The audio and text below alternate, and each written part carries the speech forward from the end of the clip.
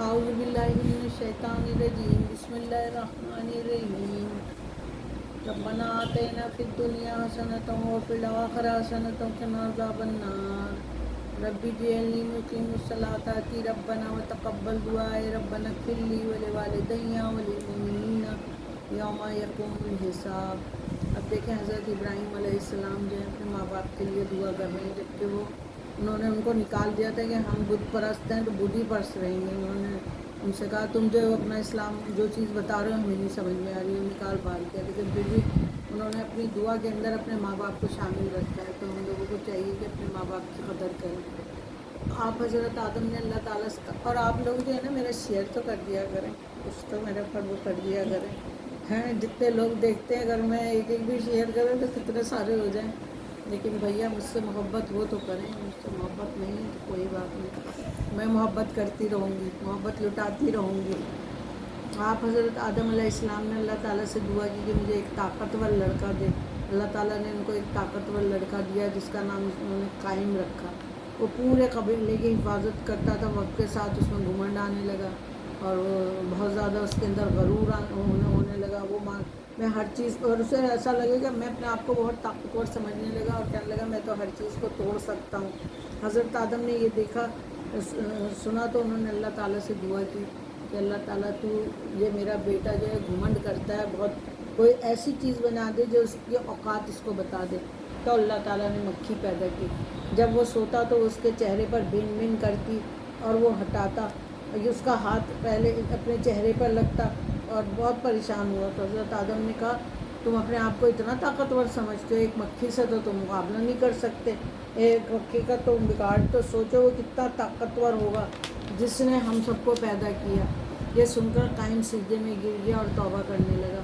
واقعی صحیح ہے، اگر مکھی چہرے پہ بھن بھن کرتی ہے تو ہم لوگوں کو نیند حرام ہو جاتی ہے، اور آج کل ابھی پچھلے دنوں تھی، شکر ہے بھیا میرے گھر سے تو جلدی چلی گئی، لیکن یہ ہے کہ بڑا مشکل وہ وقت ہوتا ہے جب وہ ادھر ادھر کی کوئی بھی چیز رکھو اسی پہ آ کے بیٹھ جاتی ہے، اور پھر چہرے پہ وہ تو اس پہ بھی بیٹھتی ہیں، موچن پہ بھی بیٹھتی ہے، پھر ہمارے چہرے پہ بن بن کرتی ہیں۔ تو آپ سوچ لیں، ستارے آسمان پر چمکتے ہیں، بادل اپنے دور سے برستے ہیں، ہم بھی کتنے پاگل ہیں، ہم بھی کتنے پاگل ہیں، آپ دل میں رہتے ہیں اور ہم آپ سے ملنے کو ترستے ہیں۔ اللہ تعالیٰ تو جو ہے ہمارے دل میں رہتا ہے اور ہم اس سے کہتے ہیں کہ ملنے کو ترستے ہیں، نماز پڑھیں، روزہ رکھیں تو ہمارا اللہ ہمارے ساتھ ہے۔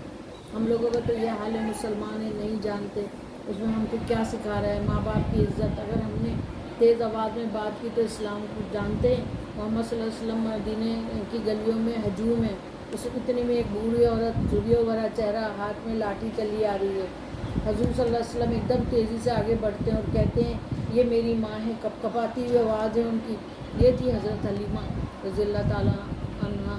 حضرت حلیمہ جو ان کی ماں نہیں تھی، پالا تھا انہوں نے، لیکن اس ماں کی بھی کتنی یعنی مطلب ان کی بھی کتنی محبت کر رہے تھے اور وہ کر رہے تھے، جنہوں نے اپنے ہاتھوں میں محمد صلی اللہ علیہ وسلم کو ہاتھ پر اٹھایا تھا، محمد صلی اللہ علیہ وسلم نے اپنی چادر اتاری، وہ زمین پر بچھائی اور ان کو بٹھایا،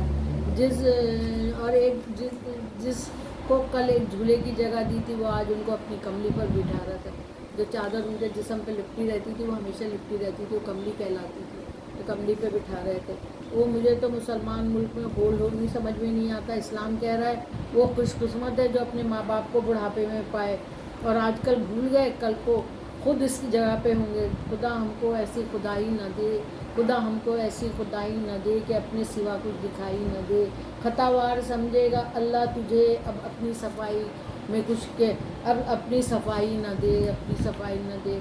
ٹیچر اپنے پاپا کا نام بتاؤ انگلش میں، شاگرد بیوٹیفل، شاگرد beautiful, red and underwear, استاد ہندی میں بتاؤ سندر لال چڈا۔ یہ دیکھیں آج کل ہم لوگ یہی ہے نا، اس کو انگلش میں بتایا تو کیا نکلا اور اردو میں بتایا تو کیا نکلا۔ اب یہ دیکھیں آج کل ہم لوگ جو احساس کمتری میں مبتلا ہیں، مائیں انگریزی میں بات کرتی ہیں اور بہت فقریہ بتاتی ہیں کہ اس کو ان کے بچے کو تو اردو ہی نہیں آتی، ان کا بچہ تو بول ہی نہیں سکتا۔ شرم کی بات ہے، جو لوگ اپنی زبان سے کمپلیکس میں ایمانداری وہ کیسے ترقی پا سکتے ہیں اپنی زبان سے ہی نہ ہو، اور آپ نے لوگوں کو دیکھا چائنا ہے اور قوم ہیں جو لوگ ترقیاں کر رہے ہیں، جرمن ہے، جرمن لوگ جب تک جرمن سیکھ کے نہیں جائیں گے نہیں بولیں گے. ہماری اردو جو ہے انگلش بولیں گے تو ہم بہت بڑے ترم خان ہیں، چاہے سمجھ میں آئے یا نہ آئے.